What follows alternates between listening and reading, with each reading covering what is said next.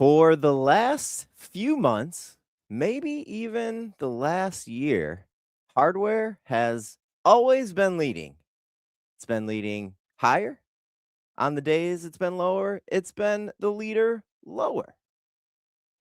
We're going to go into, of course, the hardware trade as I think Dennis thinks money is maybe trying to figure this one out. Micron and SanDisk, are they kind of forming some bottoms here? We're going to consider that a little bit. Tehran receiving a proposal from mediators for a 10-day ceasefire. We do have oil down a very slight touch on that report from Reuters overnight. The Trumpster raising tariffs on Canada by 50%. Beer, wine, spirits, vehicles, and dairy. NVIDIA raising its stake in Nebius. We're going to go over how to find this information from the source itself, the SEC. Some good tidbits here coming up on this one. CBRL guidance, not the biggest news item. We don't really care about CBRL, even though it is a pretty beaten down stock with a lot of overhead supply everywhere above. But there's a good little tidbit of education we can go into on this release last night. Highlights from earnings land overnight. We had 3M, we had GM, we had a couple others that we're going to touch on. Morgan Stanley on software this morning, downgrading Adobe, Salesforce, ServiceNow, Workday, a handful of others. A couple other ratings that we're probably going to get to. Our guest this morning, Danny Kirsch, head of options over at Piper Sandler. Folks, let's get it going here on this morning's pre-market prep. The volatility right now is really incredible. Wow, look at that consolidation on the upper right chart. You know what we've seen this earnings season? Some of these expected moves get even more violent. This is why I have switched my strategy 10 years ago. And if you're chasing, you're in trouble. Good morning, traders and investors. Black charts. What are we going to do? I'm sorry. I didn't save my settings the last time. I like it. Mix it like up. It? Mix it up. You're going to cause some controversy in the chat, Triple D. I didn't save my settings on TradeStation the last time. When I have a little time later today, I'll get the white setting back. We'll have a little debate. But let me say, these charts are brought to you by TradeStation. Born to trade, chart, analyze, customize, all in one platform. Thank you, TradeStation, for sponsoring our charts. Let's go through a quick rundown here. We have S&P 500 futures trading up about 0.4%. Let's do a quick look on the TLT and our rates, about unchanged here overnight. Bitcoin, I will look at the IBIT. I know I'm going all out of order, folks. Oh my gosh, it's okay. We'll be okay. Bitcoin up 2% here this morning. Let's take a look at USO. This is an important one to look at because we did get a move lower. Let me just switch my time frame here and do the 24-hour session. We did get this huge move lower late last night as we got that headline that Iranian officials have received mediator potential for a 10-day ceasefire, but you can see that we have climbed all the way back here on oil. We are about unchanged on oil from where we were trading. Quick look at gold and silver, and then we'll see how the Triple D is doing here this morning. Gold trading up more than 1%, along with silver trading up about 4.5%. Triple D, how is your morning going so far? It's going the same as it always does. The first thing when I'm waking up now is I see what is Micron and SanDisk doing. These stocks lead no matter what. They lead up or they lead down, but they lead. At least they lead all the semis here. And with the same thing this morning here, they're your leaders. It's always a stock that's up the most or down the most. It's Micron and SanDisk. Micron up 6% here this morning. SanDisk up 7.5% or 100 points, whichever way you want to look at it. It's a nice snapback here, but that's kind of how I start my day. So even during earnings season, which we've got some earnings stocks, the first tickers I check are Micron and SanDisk because they've been your leaders in driving this market for basically the last 6 months. What about this one, Dennis? A new entrant to the memory space, SK Hynix. This has been probably the most volatile stock I've ever seen after it has come to a new exchange. Yeah, and this is just the chop fest and what we've been saying. This is the contrarian's dream. You know, the first day we open up fairly strong, so we had the 149 underwritten price. Next day we go 175, back to 150, up to 190, back to 171. Oh, 2 down days in a row, back to 151. No, back up to 160. No, back to 150. No, back to 160. No, back to 150. No, back to 160. Holy, I was that's trying to a follow range you along can with you there. trade. So now the new range has been like 148 to 161, 162. So if you come in this morning and buy it up 9 points, just like yesterday, we said this, you know, when we outlined it, it was up at 162. And I'm like, I wouldn't be buying it here because it's been the fade trade.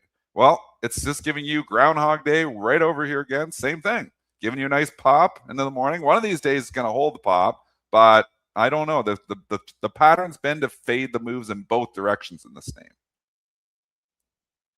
Shall we get to a little bit of our macro coverage for this morning? Yeah, I think so. Jump into the macro coverage here because we obviously have the movers with Micron, SanDisk, but you know, this is obviously some smaller names haven't really been moving here too. We should start with this Nebius headline here because here's a stock that's really wild too, NBIS, and it's a stock that a lot of people trade. That's right. So Nebius last night, if we can look at the chart here, must have been right around 5 p.m. or so. You can see this thing starting to move higher. We see last night a 13G filing from none other than NVIDIA on Nebius raising their stake. Now it is 9.9%. It's about 22 million shares.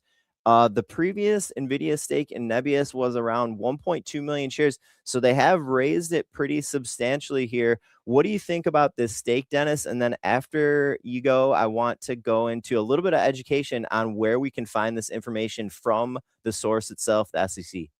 I mean, these AI trades are all down. Kramer covered it well last night on Mad Money, but we've been talking about it as well. They're all down 30 to 40%. Some of them are down as much as 50% from the highs. This one was close to being down 50, went from 300 down to 179. So about 40, 42, if I'm just doing my error math right here. But I mean, a lot of these stocks down 30, 40, 50%. These AI, the hottest stocks of the year, are all off 30, 40, 50%.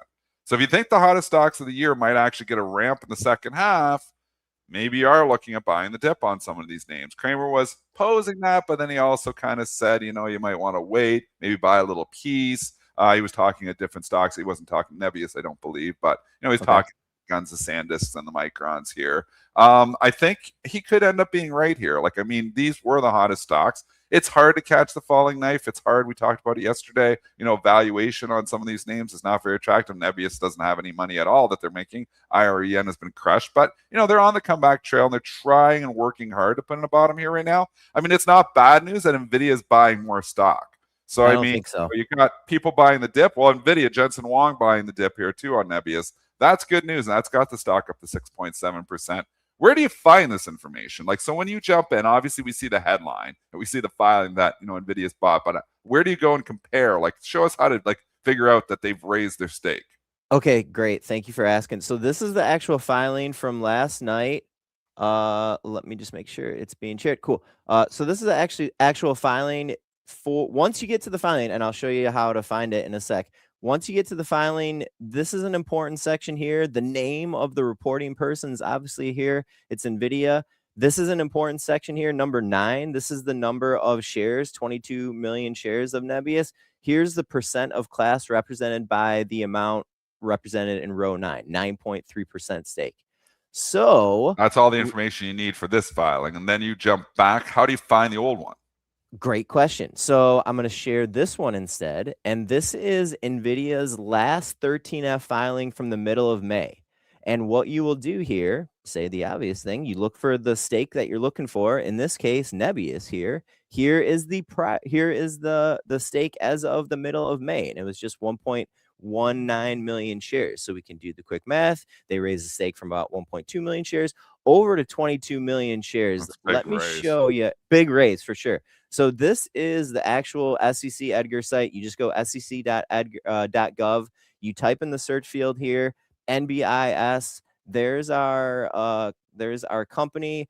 It's going to show the 13G filing right here. You click into the filing, you go find the filing. Then to find the NVIDIA information or whoever the reporter is that you want to find, you would just go back here to the search field. We're going to click into our stock. We're going to hit view more filings, and we are going to go find the 13F filing. And there it is. You click the filing, you open the link just like we did with the last one. Did Great that help question. you, Triple D? No, it does. Great question from the chat. I'm not sure I have the answer to it, but Martin's asking, what price did they buy? Can we see when they bought or what price they bought? They don't show the actual price, do they? They don't show the actual price, but let's just go back to the filing. We can kind of look together. So here We can try to figure it out. Yeah. And yeah, that's kind of what you have to do. So you can, let's see if it says down here in the comment of the reporting person, does it say any price in here? No, but it does have some dates. And we do know that NVIDIA had a stake of just 1.2 million shares as of the middle of May. And now they have a stake of 22 million shares as of the middle of July. Could we make a guess when they were buying? Maybe. Could we do a little math? Maybe, but we don't really have like a clean answer on this, unfortunately. Yeah, so it's hard to find out the actual price, but we know they bought it in the last quarter. That's what we do know. Yep. Like these are quarterly filings. So is this back to like May, June, or April, May, and June? Or is this filing not that? It's just like 45 days later. This is a tough question for you to ask. Well, no, this is fine. We can go through this real quick. So because this was a 13G filing, not a 13D filing, which is the active stake, we know that the active stakes have to be disclosed shortly after the purchase, like within 2 or 3 days, I believe. Yep. The 13G filings, there's a little bit more leeway. I don't believe they have to report those for a few weeks if possible. So yeah, we don't really know here, but we can make a guess, I guess. So, but we're thinking over the course of the last couple of months here somewhere. When was the last filing? What was the date on the last filing? Because that's when we know for certain.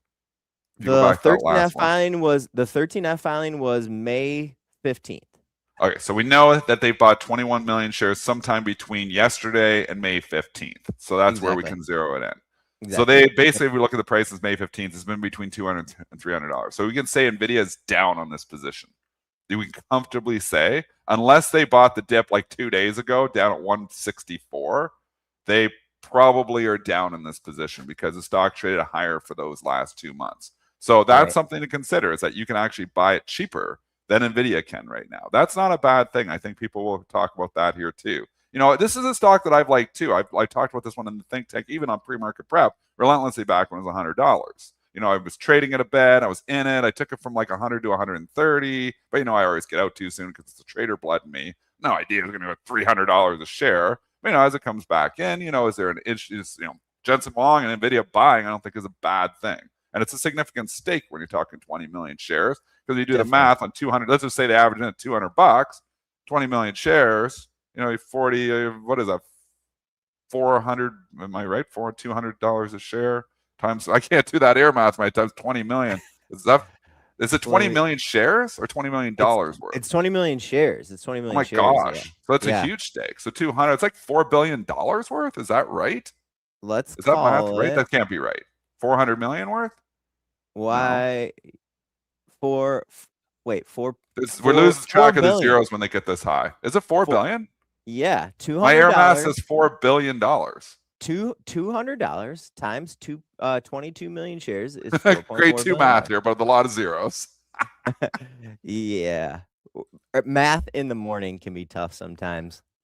I'm going to look at the details here because this is such a significant stake. Like, what is Nebius worth? Nebius the one thing that I will want to say, a little bit of a disclaimer here, is that we have seen that NVIDIA, this group wouldn't call it trading, but a bigger firm might call it trading. We have seen that NVIDIA does sort of like get in and out of positions. We've seen a few times in their last 13F filings where they like had a small stake in a company, they raised the stake, and then they liquidated it the next quarter.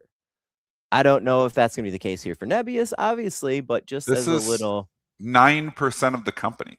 So they are intentionally staying probably under 10. This is a significant stake.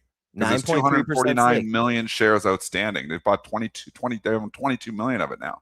So this is a $4 billion stake. And again, for NVIDIA, that's chump change. But for Nebius here, you're talking almost 10% of the company here. So that is significant here. So I think we've got to take it into context here that this is a significant buy. This isn't just like nibbling in here. Now they scooped up 10% of the company. Yep. And you just said something notable there, Dennis. You said they're probably intentionally staying under the 10% stake. Why did you say that? What's significant about that? Because you have, well, you'd be able to tell me. You I have know, to but I start was trying to ask disclosing. you. Once you get over, you testing me. Once you get over 10%, then it's different disclosures, and you've got to disclose any other transaction within 3 days, correct? That's it. So that's why. That's where the 13D comes from, the activist stake. If you're over 10%, you are considered an activist in the company, and it means that you would potentially be like engaging management in some way. So especially for somebody like Nvidia, they probably do want to stay under that 10% threshold, if I had to guess. And this is why, why do we talk about this stuff? Why don't we just do charts like every other show and just show the chart and try to predict where it goes? Because the news, folks, write this down. Headlines build the charts.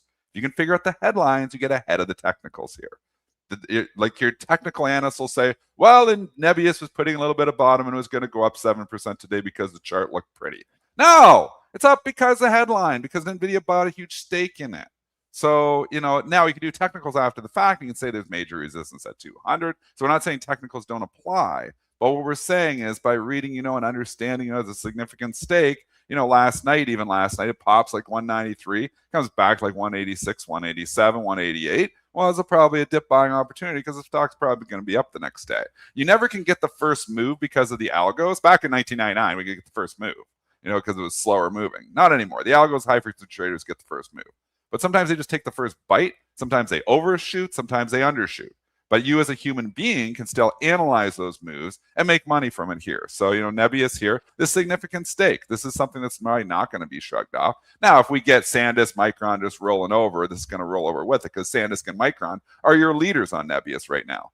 But obviously, this is a significant stake. And, jumping in here and just seeing other ways to understand information and how, you derive it. Because if this was like a small stake, but when it's 9% of the company, it's significant. So this is not just a taster. It's not just a vote of confidence. It's like we believe in this company. We're putting our money where our mouth is.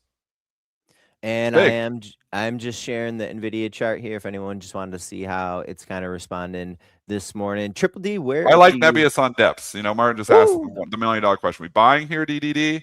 I like it on dips. I don't ever come in and buy a stock up 7-8%, especially when bears have been in control as of late, and bears have been controlling this stock. So they'd be happy people, to sell here. And yesterday's high is going to be major resistance up there at 194 yesterday, and it's where it's struggling here right now. But, on dips, you get, a pullback here. You maybe do some work here. This might be something that I'd be interested in jumping back in. It's on my shopping list. NVIDIA just put it in their account. So I think there is an opportunity for Nebius to the long side here. I'm going to probably wait a little bit. It might just go without me. Sometimes they wait and they go without you. That happens. That's okay. There'll always be another trade.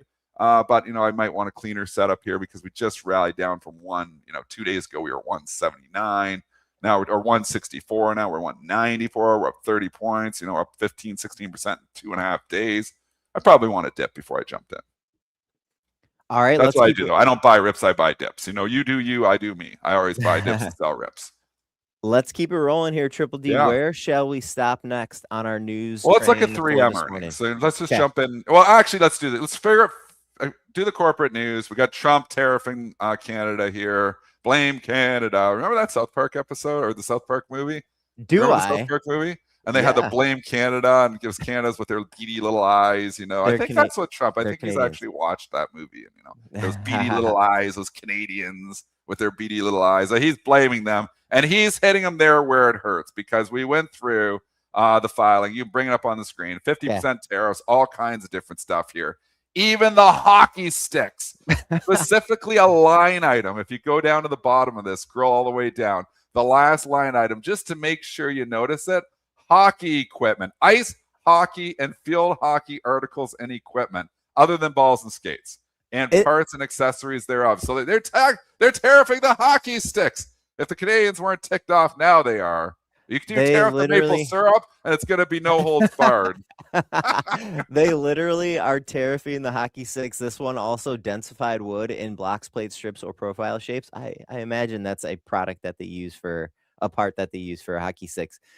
Some other ones here. It was largely on beer, wine, all kinds of spirits. We have because Canada has those tariffs back, so I get it. Yeah.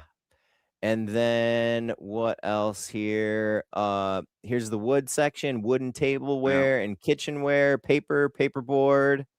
And there's your ice hockey and your field hockey articles. I And laughed out loud when they said hockey sticks. it's Blame so Canada. funny that It was it's such a catchy song. Blame Canada. it's so funny that it's the last item. Like it just It's really seems like intentional. thrown in. Like it's throw intentional. in the hockey. That'll piss them For off. sure, they wanted to highlight the hockey. It's wondering it's not in bold. The ice hockey stick. So what happens last night? The algos, which are as dumb as can be, smack EWC all the way down into the 56. So EWC closed at 58.62. EWC is full of commodity stocks. It's full of the banks and full of commodities. And you can't see, but you see that big line right there, circle it all the way down. Look at this big move. Boom, on the headline. This is no, look lower. Look way lower, Brent. Go all the way down to the bottom of the chart. Oh, yeah. Oh, yeah. They smacked it down like 3.5% last night. This is an ETF that tracks the entire country. Canada just doesn't lose 4% of its value because they tear up hockey sticks. This shows you, this right here, case in point, is how stupid the algos are. They're real stupid sometimes. That is a completely algorithmic move because I just saw, like on the headline, I saw EWC go down to 56. I'm like, oh my gosh. I'm like, I will buy that right now. If you weren't sitting out there, you had no chance getting the 56s. Yeah. You had no chance getting the 57s. It never really traded below 58. I bought some stock at 58. I bought some more at 58.40. It's come all the way back. It's actually trading up right now at 58.80 because you know what? It moves around with the overall market. So, but it goes to show you, like people think the algos, you can't beat the algos. How do you trade? Like, you know, with algorithmic trading here, because it's stupid. A lot of them are really stupid. This one was the dumbest of them all, just throwing money away because there's no way in the world any human being is going to come out and knock Canada down 4% because there's 50% tariffs coming on a bunch of spirits and hockey sticks. That doesn't mean all of a sudden, you know, some of the biggest banks like Royal Bank, one of the biggest banks in the world, is worth 4% less. It doesn't mean that all these oil stocks here, which have been flying higher, are worth 4% less. So it's common sense, and the human being can still have common sense. The algorithm just sees, oh my gosh, tariffs Canada, hit the EWC, which is the widely Canadian ETF, and then obviously that gets, you know, like, you know, that gets the algo's attention. So they're just doing, you know, what they're, you know, programmed to do. Even you wonder how AI comes in, if it's going to be able to like intuitively think though, like we do. Like this doesn't make any sense at all. We can see what's under the hood. There's no way that's going to fall. That's going to be interesting as AI starts coming into this markets. But the algorithms are just stupid. So showing you how stupid some of these algorithms are. That was the conversation with EWC. EWC is thick, and you know it's trading at near all-time highs as well. So I mean, this is not something that's been hurt by tariffs even in the past, let alone, you know, hockey stick tariffs. So really stupid. And this is something, ladies and gentlemen, try out the StockTraderNetwork.com. PreMarket Prep listeners use promo code PMPSTN for a 10% discount that we did talk about in the STN room last night. Almost right away. I take these trades live. Almost right away. Live. When we saw this, Dennis was like, I'm buying EWC down that much. Holy, it wasn't even. I'm like, I'm buying that. I'm like, if I could buy that, and then it's like how to get it. So what happens is there's a couple offers, and then you're like, okay, well, I'll try to bid here. You know, then an offer came out. Okay, I'll scoop some at 58. I know I'm not going to get in the 57s again. It's not going to go that low, but the initial algo move was much lower here. You know, typically EWC doesn't even really trade after hours. Sometimes there's no trades. So it's pretty thin. But during the day, regular session, it's very thick. You know, it's a widely traded ETF. Trades some volume, trades millions of shares during the day. So, okay, that was the EWC. That was the tariff story here. Yep. Earnings season has begun. Cool. We have the banks were passed, but we got some interesting ones. Last time it's still Dynamics down a little bit. Zion Bancorp, nobody really cares about a regional bank. It's down 4%. 3M, though, is interesting to me. So jumping to 3M, I was talking about this yesterday saying, is this a sneaky AI play? And I still think it might be. It's a stock that's trading at a reasonable valuation. I don't own any of it. And I wanted to see what they did in the report, but the report was pretty good. What'd they say, Brentster? Shares trading up about 6% here, as you can see on our TradeStation chart. With the report, they reported a fine quarter, earnings of $240. Analysts were around $225. The sales beat by about $100 million, $6.5 billion. They did raise their guidance. The prior guidance was around $850 to $870 for 2026 earnings. They're now at $880 to $895. Analysts are down under the low end of that range, which is $875 per share. Can we get into why you think this might be, I like how you call it, a sneaky AI play? We can, and I gave this argument in the STN think tank about 2 weeks ago here, just talking about it. There was a headline there, and it was something to do with Anthropic. And then I'm like, oh, we're not, and I can't, and again, the goldfish memory in me has already forgotten. I gave the whole, like on that day when they were talking, because the headline that popped it up. And there was, remember the headline, chat, you're good at this, because we don't have Joel here. Joel is the one that just remembers everything. He's like an elephant. He has memory that he never Steel forgets. trap. He never forgets. I have the goldfish memory. But Me so too. Joel would know. But it was like about 2 weeks ago, you saw 3M pop like $4 or $5. And it was something on an Anthropic headline. What was it there? I mean, we can There go. was so my Claude is saying in May, 3M joined the expanded beam optical multi-source deal with AMD, Arista, Cisco, Meta, and Oracle for AI data centers. And then in There you go. July, just as recently as July 15th, 3M and Microsoft announced a strategic partnership to advance AI data center infrastructure and enterprise transformation. That was the one. They're playing around in the data centers here. So, I mean, 3M is a stock's trading 17 times earnings. If you just take the math, actually, because it's up a little bit today. So it's probably about 19 times with the pop today being up 6%. But, you know, it's not a stock that's crazy valued. It's a stock that's been steady cash flow. It's a company that's been around forever. Now you start talking to think about in the context of data center play. I don't think it's a bad thing. So I like 3M on dips. I do like the angle. I feel like it is a little sneaky. I feel like it is a little under the radar. We'll see, though. I think so. I like under the radar plays, and sometimes they do work. Yeah. The chat's all talking about it. We did miss it off the hop. I see it now. UT Zebra did get bought here today, so we have an M&A. UTS goes off the board here. So all you UTS traders who are in this stock forever are not made whole because the stock was $30 back in 2021, but you're getting a lot of your money back here today. Nice premium too. Enter stack to acquire UTS brands at $14.25 per share and a go private deal. So UTS brands goes off the board 14.25. A stock is up 87% here this morning. So, you know, if you got this one, congratulations. I mean, it depends when you bought it here, but this was not getting a sniff of this. This was not out there at all because the stock hadn't had any rumors or anything. And it was trading near 52-week lows. So this one comes out of nowhere. Big premium here, 90%. Way better than that PSNL premium yesterday, which I was so upset about here because we talked about this in the think tank on Friday. There was rumors breaking. I forget who was breaking. I think it was Reuters about PSNL and Merck and Tempest AI were going into a bidding war for the stock. And I'm like, well, that sounds pretty good. And I took a position in PSNL. And then what ends up happening is the premium comes out and it's like a 6% premium, like no premium at all. And it's an all stock deal yesterday. So I was ticked right off, ended up losing on the trade. So it sucks when you call a takeover and it ends up going down. But you know, these things happen. The stock had run up a little bit into it and it was on rumors. I thought they would have got a better premium. This is a good premium. So PSNL, CEO, take note. That's how you get a premium here. This is a hell of a lot better than that 6% premium you sold to Tempest AI for.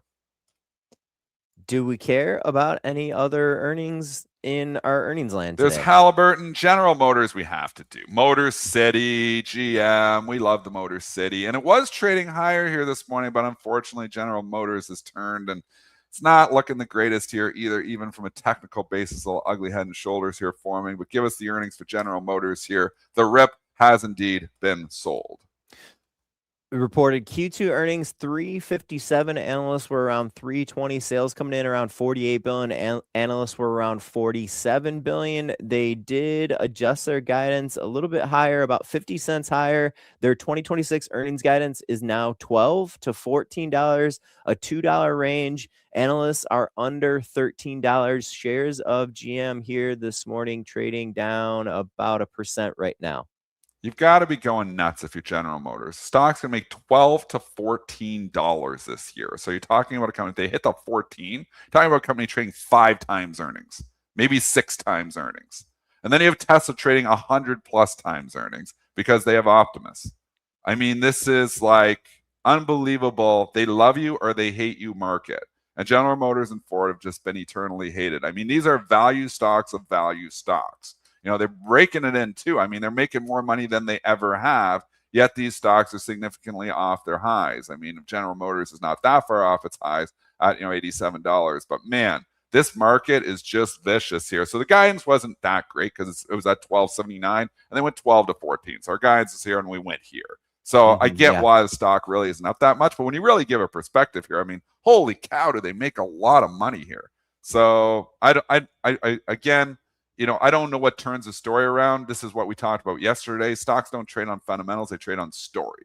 The problem is the story in General Motors is not sexy. It's an auto company here. If they were working on humanoids, and I don't know that they're not, I think that they were working on some stuff before, but if they're working on that kind of stuff, the premium would all of a sudden come in. Think about even Ford talking as the battery play, and I had the big pop there for a couple of days, and then that's just kind of fizzled out here again too. I mean, these stocks need a sexy story. So you know what? GM and Ford, you need to figure out how to sexify your stock. I don't know if that's a word, but I just made it a word. Figure out how to do it, because right now the value is there. You just need to figure out how to get a story, like it's something cool, it's something better you're working on, something growthy, because people don't want to sit here and be leaning on just an auto company here. It's just not sexy, especially in an economy that isn't firing on all cylinders. The AI economy is firing on all cylinders, but the real economy, it's not really firing on all cylinders. So I mean, probably investors too saying, can they even hit the 12 to 14? That's the question. We are going to be getting Danny Kirsch here, head of options at Piper Sandler, in a few minutes. We probably got time for one more news item before we get Danny. Do you want to go into the CBRL guidance? Do you want to go into another earnings report here, Triple D?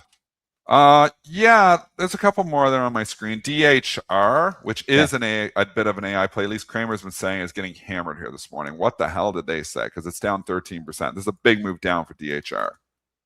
Let me pull up the chart here, and you can see the stock trend down a good 25 points or so. The report looks fine. They reported earnings $1.94. Analysts were at $1.83. Sales also beat. They raised their guidance, as far as I can tell. They're raising to 2026 earnings $8.45 to $8.60. Analysts are at $8.45, so that's at the lower end of the range. From the quarter and the guidance, I don't see why the stock is getting hammered down 13. They didn't raise it here. It's kind of in line, like they raised it ever so slight. So they were 850 and they went 845 to 860 at the upper end. Yeah. So I think it's the fact that people were expecting, like, oh yeah, we've been talking about this in AI play. They probably got some pretty good earnings coming out. So the earnings were fine. The guidance wasn't fine either, and I think there was some expectations in here that the earnings were going to be a lot better than expectations, and they weren't. So, but I mean, this just shows you this market is really vicious. Like a 13% down move because a company didn't raise guidance much. It seems ridiculous. Now, that doesn't mean you come out and buy the ridiculous. This is like what this market does. IBM seemed ridiculous to be down 20%, and now it's down 30%. So, I mean, you're loved or you're hated. DHR has kind of been loved for the last few months, but now all of a sudden it just moved straight to the hated camp. And it's going to have overhead supply. Can it turn it around? It better do it in a hurry here this morning. There is some support if you're doing the Joel Elconin technical levels. The low back on, we're going into June the 18th, was 174.21. So we're right there right now. It needs to hold that low. But we've seen this before where they just keep cascading lower here. And this is kind of in the DHR morning here. It was straight down, and then you're like, oh, this is an overshoot. Now it keeps leaking. Look at that. Look at that candle. Yeah, hardly any bounces in there. Like this market is very violent and very vicious here, sometimes for no reason at all. And that's DHR kind of feels like it's no reason at all. Crazy moves that we have here. We are even, the individual stock risk is really high in this market. Yep, we are even a little bit lower than it looks like that June 18th low. If I had to really kind of stretch and force the downside here this morning, the Q3 guidance for sales, they're looking for growth of about 2 to 3%. For this quarter that they just reported, the sales growth was around 5%. So it definitely is a little bit conservative going in to next quarter. And Dennis, you just touched on something that I think is really important with the guidance there. And this is actually why I wanted to bring up the CBRL. We don't really care about Cracker Barrel too much, but Cracker Barrel also raised its guidance last night. But here's the thing. Analysts had, however reason, it doesn't matter why, but analysts had gotten ahead of that guidance raise by CBRL last night. Analysts had already raised their estimates. And when CBRL, like the Danaher here, I think, example, after CBRL raised that guidance, it just got up to the level that analysts were already at. So if we look at the CBRL chart, which I was kind of calling out last night in the STN room, you can see that let me go to a 5-minute chart here. you can see that it got this big pop higher, probably as an algo reacts on the raised guidance. And maybe as humans kind of digest the information and go, oh, well, the analysts were kind of already up where we are now. I think CBRL kind of sold off on that. It's also a fact that CBRL just has extreme overhead supply. So it's had a pretty good month. The stocks went from 33 to 53. That's a hell of a move higher here. But give it context here. When you go out to the weekly chart or the monthly chart, the stock has just been a mess. Like even go out to the monthly, like, ugh. You know, when the stocks are in those hardcore downtrends, it's hard to get them going again. Because why? Because of overhead supply. Why? Because so many people have bought the stock higher and are willing to sell. That is the bottom line here. It's really hard to turn a story around. Cracker Barrel story. Remember they tried to change the sign and they all went nuts, you know? Like, this is like, where's the growth coming for Cracker Barrel, really? I mean, this is a great place to eat. I went to Cracker Barrel lots of times, you know, off the highways always when you're traveling to Florida, popping a Cracker Barrel, eat a, you know, sit by the fireplace. It's an awesome place to go. But what's the growth story here? What's the story, the sexy story that gets it going here? You know, there's no AI in Cracker Barrel. Could there be an efficiency trade here with AI? I think all stocks could have an efficiency trade here, but there's definitely not a standout for Cracker Barrel here. And what's the sexy story here? There isn't one.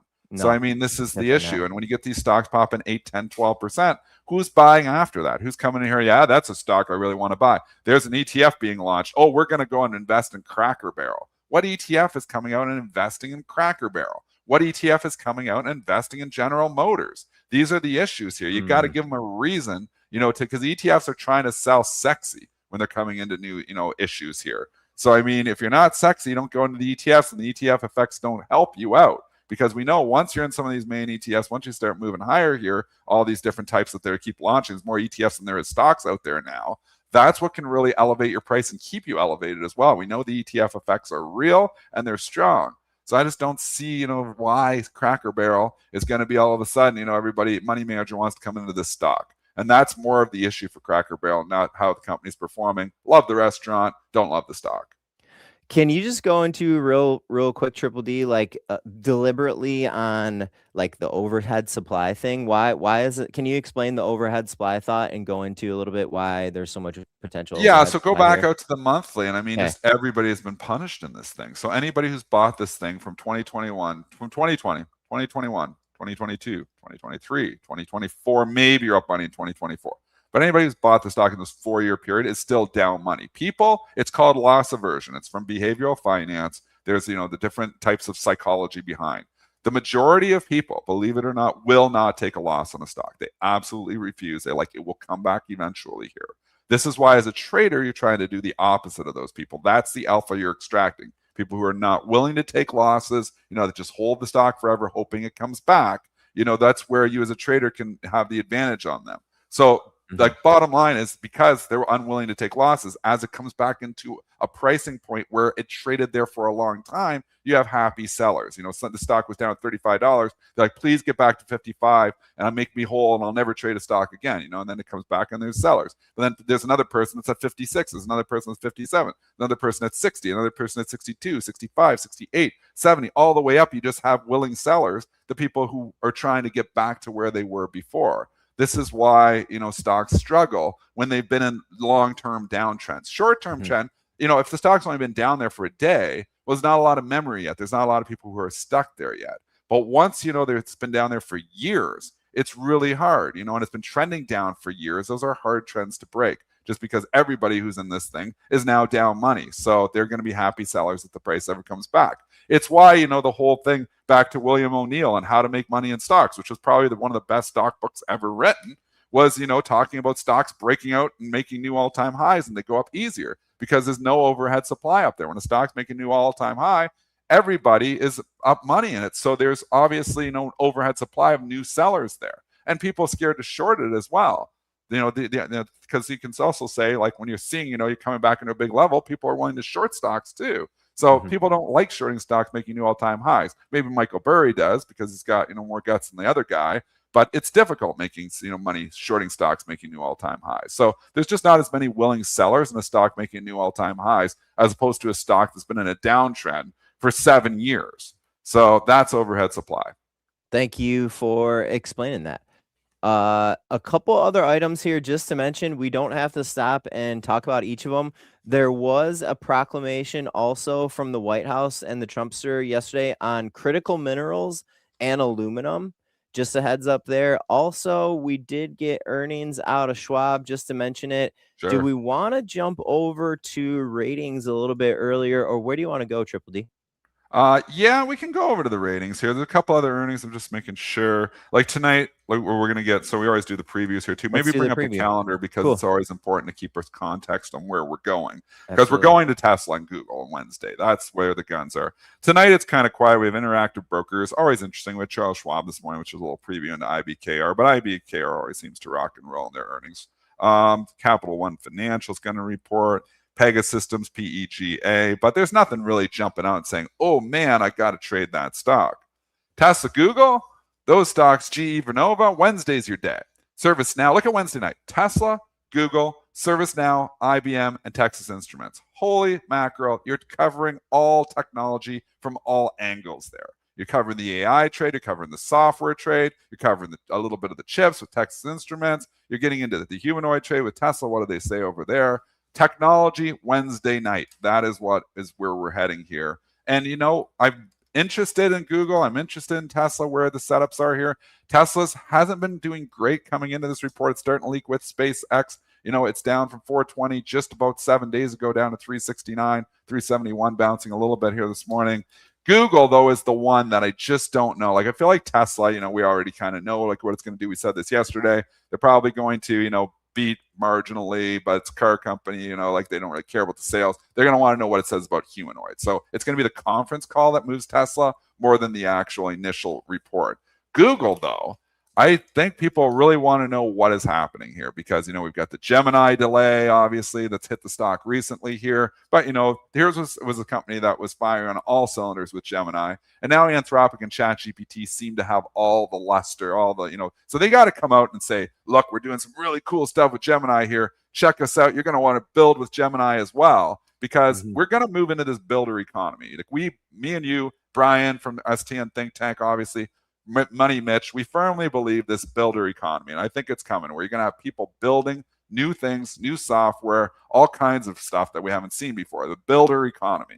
But Google needs to be a big part of that and supplying the pipes to build.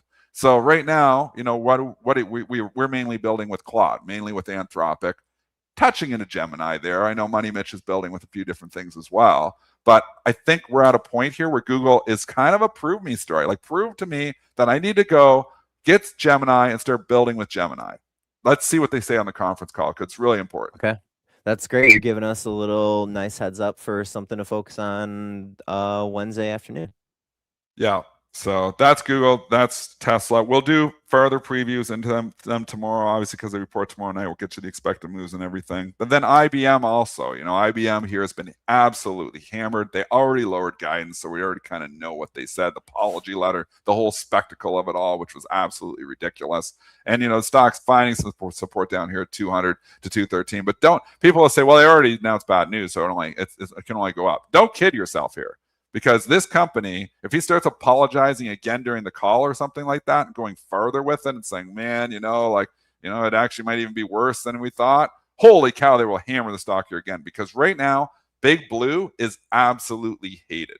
You had Trump that pulled this stock out of the gutter. This was all Donald Trump. The move from 220 to 320, entirely Donald Trump with quantum. Obviously, the second move here from 240 to 300 when the CEO was at the White House here. And now you just have the stock in the gutter. I honestly think at this point, the only person who can actually turn this story around is Donald Trump. So if he comes out and says, man, IBM's so cheap down here again, I think, like IBM's going to turn around. He's said buy stocks before. Like if he comes out and gives any support or says the government's going to take a stake in IBM, that would be your buy signal. But until then, IBM is fully guilty until proven innocent here. This stock chart is ugly. It is actually in two businesses that I have firmly believed all year I've been saying, consulting and software. I don't want to be part of any of that. So I think their business is going to get disrupted here. The quantum part angle is sexy, but it's so many years away. Yeah. And that's what it rode on. It rode up on the quantum side of it, which is just not making them any money and not going to make them any money for a very long period of time. So IBM fully guilty until proven innocent. I want to just reiterate what Arvind Krishna, IBM CEO, said in this letter to shareholders on the date was July 14th, I think.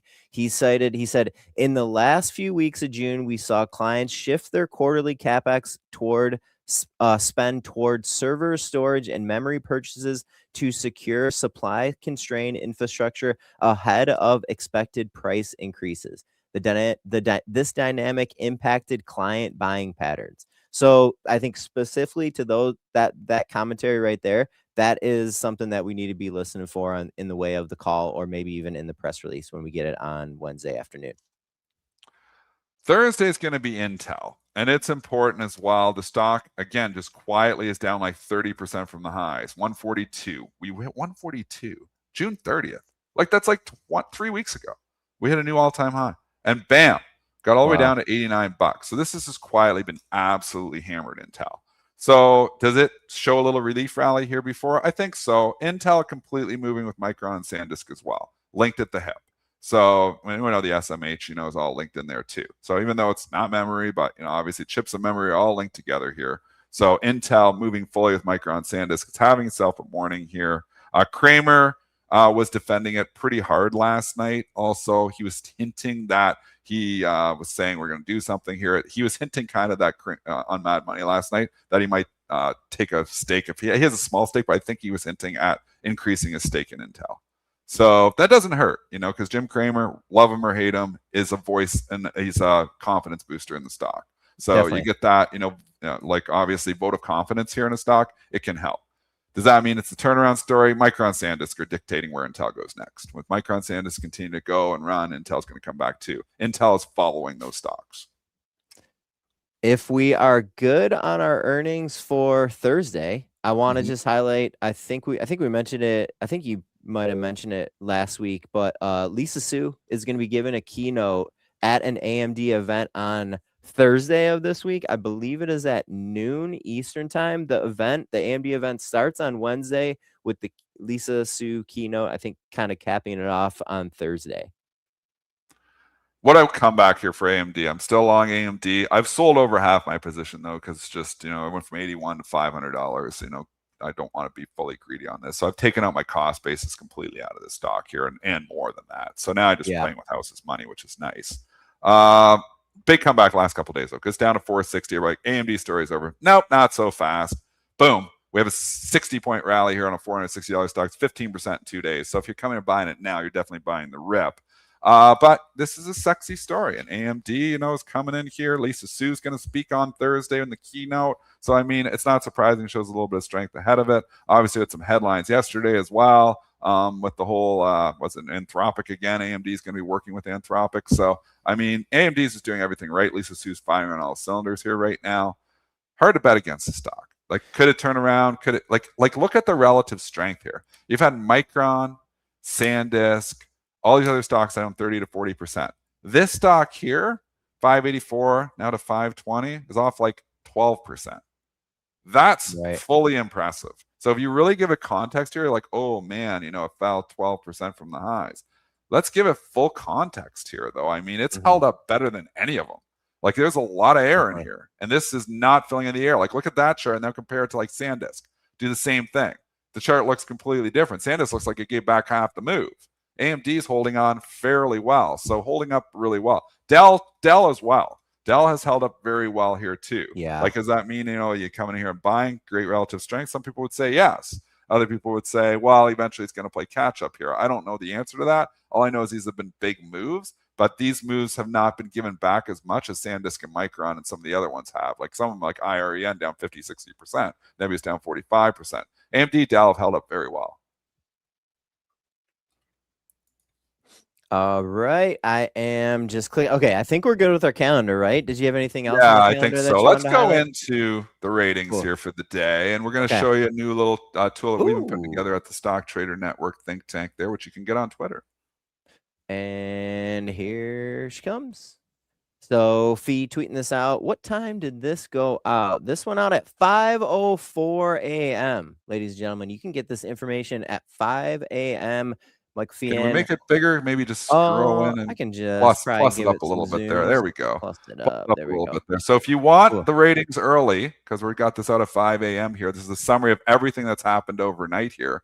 There it is. You can follow at Stock Trader Net. Maybe you put that in the bottom so people can actually follow the account, because a lot of people who aren't following our Stock Trader Network account, we're breaking news, we're putting stuff on there. We're trying to become a news agency here. Like, we're slowly evolving from a content company to a news agency here, where we're actually not breaking news, but bringing you the news. So, you can see lots of ratings here overnight. This was as of 5 a.m. this morning here. We tweeted this out at Stock Trader Net. So Brent Ster will put that on the bottom of the screen so you can see where to follow us. But there's some big ones here this morning here. Probably some highlights here, just looking at the screen. Maybe scroll down a little bit too. CRM downgraded at Morgan Stanley. Workday also downgraded Morgan Stanley. Adobe also downgraded Morgan Stanley. I mean, a little late to the party here on these ratings, because we know all these stocks have been really under pressure here, but they've had runs as of late, so they're selling the rip. Analysts do the same thing we do. Buy dips, sell rips. CRM is up like 20% from the lows. Adobe is up like 20% from the lows. They're using this opportunity to sell the rip. So it kind of makes some sense as well. Scroll down to the bottom of it, because it keeps going up and down. Just leave it at the bottom right there, so I can see the bottom ones. Goldman Sachs is an HSBC upgrade, but that's only to hold. So when you see them go to buy or to sell, those really stand out. You can also see them to underweight or overweight. Those stand out. When they go to hold, or they're just moving around the whole thing, and they don't have as much influence and not as much movement on the stock. But quite a few ratings here, that obviously are going to be moving price. Monday and Tuesday are typically the biggest ratings nights here. Tuesday's often bigger than Monday, because, analysts are getting back to their desk on Monday. They're finalizing their notes. They get them out there Monday night. They show up Tuesday morning or Monday night. So these are the ratings from Monday night and Tuesday morning. So at Stock Trader Net, I'll put it there too. Morgan Stanley is doing a bunch of, just to say it, Morgan Stanley is doing a bunch of stuff on the software space. Frog, also with the downgrade. PagerDuty, also with the downgrade. Intuit, also with the downgrade. They had Intuit at an overweight, just a note. Rapid7, downgraded. Fortinet was upgraded because they had Fortinet at an underweight. So they upgraded that to an equal weight. As you mentioned, the HSBC downgrade at Goldman. Another one that I liked here this morning was Five Below getting an upgrade by Bernstein to outperform. It's one of these low discount budget retailers that we've kind of had our eyes on a little bit over this year. Did this one intrigue you at all, Dennis, the Five Below upgrade? I just don't. The $5 dollar store, I never really have liked it at all. And I've always thought, margins could get squeezed, but it's come back a long ways. I mean, the inflation problem has been a problem. The stock, you got to give them, has executed very, very well. So it's impressive that, this stock has done as well as it has. Some of the other dollar stores, Dollar General, Dollar Tree, are still fairly significantly off their 52-week highs, although they've all come back. So it's funny, like Dollar Tree, even actually, I didn't realize it's come back this far here too. These dollar stores have come back with a vengeance here. Dollar General still off quite a bit, off 50% from the highs. But Five Below, you got to give management credit here, because they've really executed really well to come back as far as they have. I'm just going to pull up the DLTR chart here. Yeah, these really, what's the other one? Not DG. DG, DLTR, and okay, DG. That was it. Yeah, these have really come back quite a bit. I didn't really realize that. So ratings here this morning. There's a few here, and obviously our guest is obviously not going to be here this morning, so we're scrambling around a little bit here at the end. But he just wanted to make a little note here that is not a full list. That was not like our comprehensive list. Again, that was a list from 5 a.m. Do your own research here. You can follow us on X, as Triple D said. A couple other highlights here that Fee had detected. Just wanted to make sure we're on our radar. JP Morgan raising the price target on Bloom Energy this morning. They have an overweight rating. They raised the price target from 267 to 346 on ticker BE. Pull up the chart here and take a quick glance at it this morning. 5-minute chart. I love on. Like, here's another one that's been killed. BE has been rocked. There's a rating on this one this morning. Price target raise, yes. Price target raises can move price as well. Stock's been really beat up. Just quietly, the stock's gone from $350 to $197. This was like that energy stock. And, we had Chris Bandy on the show, STN Think Tank, yesterday. I did actually push that public, so you guys can watch that video there. It's on PreMarket Prep, the channel there, and it's on my Twitter feed as well. He broke down and talked about buying the dip. He typically is one. He's followed William O'Neill for a long time. I've known Chris Bandy for 23 years. I trade with him at Bright Trading. and he's moved on fully to a long-term options trader, value investor, and growth investor. He's not really value, growth investor that invests through options, through trading long-term options here. Typically, he's only buying stocks and making new all-time highs. Like he's been in the Dow, he's been in the SanDisk. He was in a lot of these different names. But BE, Bloom Energy, is one that I found intriguing. He just put this trade on, and what he's doing is buying stock and writing covered calls to obviously go out and bring the cost basis down. So his earnings projections, though, out to 2030, was saying this king can make as much as $10 to $12 a share by 2030.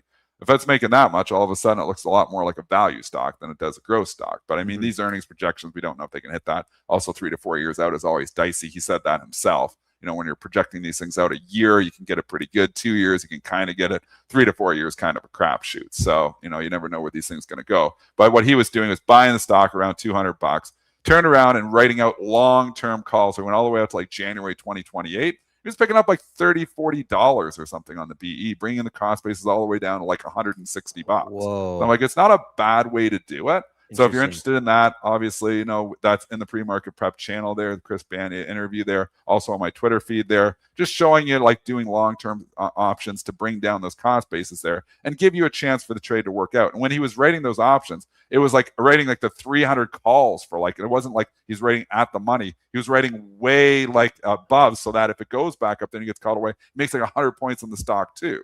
So he's giving himself some upside. He's giving himself some downside.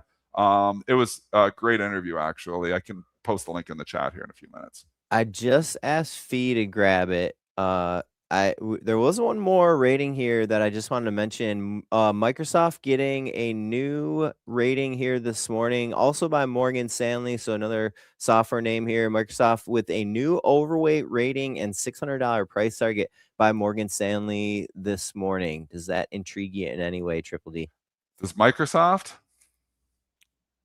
They're raising it this morning? They are starting it with an overweight and a $600 price target. Like the stock's down 1% on it, so obviously it's not working at all. So you got a big, bold, rating here this morning coming from, who was it that did it? RBC?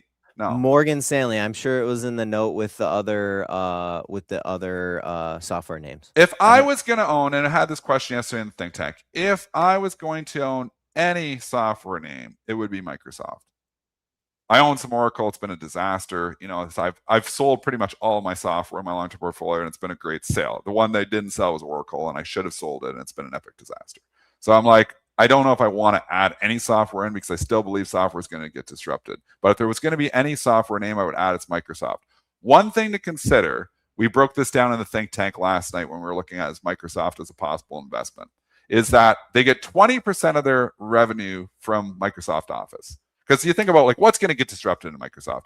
Probably Microsoft Office. If it's not getting disrupted in the future, it may be getting disrupted now. I mean, AI is going to be able to do Excel spreadsheets, and everything, that Office does. So I do believe Microsoft Office gets disrupted. So he's like, well, it's only 20% of revenue. Who cares? Not so fast, because Microsoft Office has huge margins. Their margins are 50 to 55% on that thing. So Microsoft Office is 20% of the revenues, but it's 50% of Microsoft profits.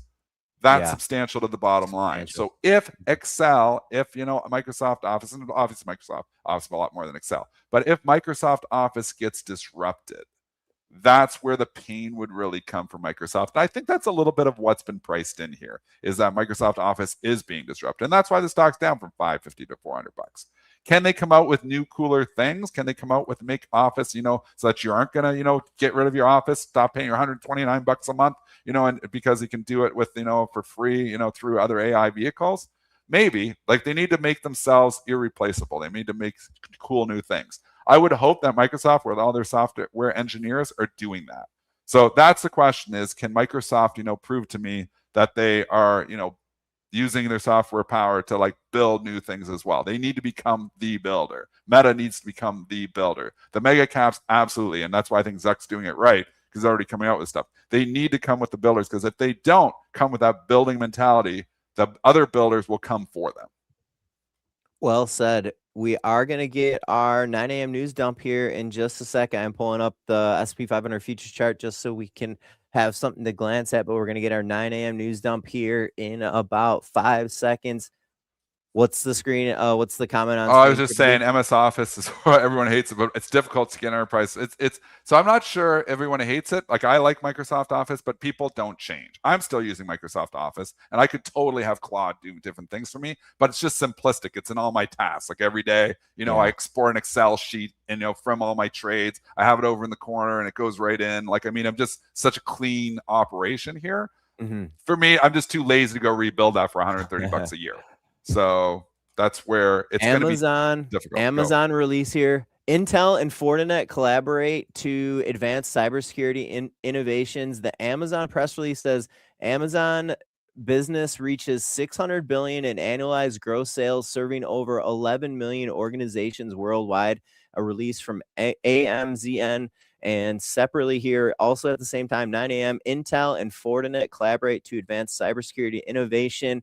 STN News Desk, what else do we see out there news-wise? News me, as Joel would say. Yeah, that was a big 9 a.m. news dump here. So Fortinet moving up slightly on that headline here. It's just moved up from 162 to 163. It was already up here today, though. What was the other one? You said Amazon had a headline there, but it wasn't. Yeah, Amazon announcing their Amazon business unit reaches $60 billion in annualized gross sales. They now serve over 11 million organizations worldwide. I mean, Amazon doesn't really move on news. No, it has to be really substantial to move Amazon. Like an earnings report. Yeah, there was like 50. So 9 a.m. Is this the biggest news dump of the day, Mr. News Guy? I would say probably 8:30, and 8:30 especially with econ data coming out at 8:30. Yeah, that's a good point. Like the individual company news, probably the news dump at 9, but the 8:30 economic data is always can move the markets here. So that being said, though. These companies, thankfully, do like to give investors and traders time to digest news. So although 9 a.m. might have the largest news dump, there isn't always notable news in that dump. A lot of times, the more notable news, I feel like companies will put it out at 7 or 7:30 or 8 a.m. Just a random little tip there. All right, Triple D, you ready to wrap? Kramer's saying, if you own too much tech, you're going to be slaughtered.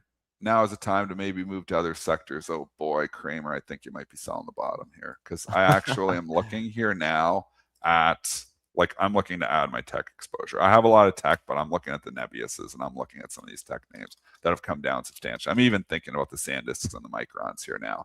So for the moment, Kramer says it's time. For the moment, it's time to go to other sectors when talking about tech. He's talking about this right now live on CNBC.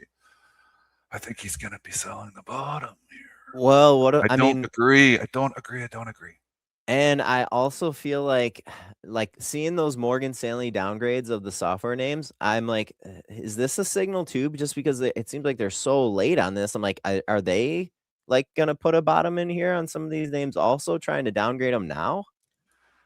The software I don't like, so I'm not scared of that as much as just tech all around here. I do think, I think what we've done, I'll take 1 minute here and then we're going to end this. Okay. You've had this huge run in hardware all year, pretty much. It's been the hardware year, the SanDisk. What you've had is the correction that we absolutely needed. We've had the serious correction here. The stock's down 30, 40%. We've had the correction here. Now I think we get a little bit of stabilization, and I think we could resume that previous trend here, because I believe AI is real, and I think it's going to change the world, and I think Michael Burry may actually end up being wrong here. Do I think the Micron high for the year is in? I think it probably is, but I wouldn't surprise me too if we just start ramping up again here. So I'm not going to bet against tech. I'm not going to come in here and sell all my tech now. If you're saying to come in and sell tech now when it's down 30 to 40%, some of these hardware names from the highs, you are absolutely doing it backwards. So I'm more inclined to buy the dip here, thinking that this is just a longer term uptrend, and all these names like Micron, SanDisk. We've had the check back here, the correction that we absolutely needed. Now if we start to round up and start to show some life here again, we could get setting up for this end of year rally here in these names. And maybe we'd go sideways for a couple months. That's okay. That's actually be a good thing. We get us through September, October, get us into November, and these things start looking like they're ready to go. And then bang, in the last of the year, take them back to the highs. That would probably punish the most participants. All right, Triple D, we are going to go over to the Stock Trader Network. SP 500 futures here setting up for an open up around 0.4%, while crude oil is trading about 2% higher. Later in STN, we are going to have the chief from Stocks and Jocks on at 10 a.m. Nice. And the Trading Edge with Trader Prad coming up at 1 p.m. on the STN Think Tank. Triple D and I will be back for the close at 3:30 p.m. in the SCN Think Tank. Tomorrow, our guest on Pre-Market Prep, none other than the STN chief economist, Blue Putnam. We'll see how Blue has been doing. Folks, we'll catch you tomorrow. Blue. Thanks, chat, for joining, and thanks for all the contributions. Have a good day. Good luck, everyone. Thanks for watching Pre-Market Prep. Hit like, hit subscribe. Join the SCN Think Tank at StockTraderNetwork.com.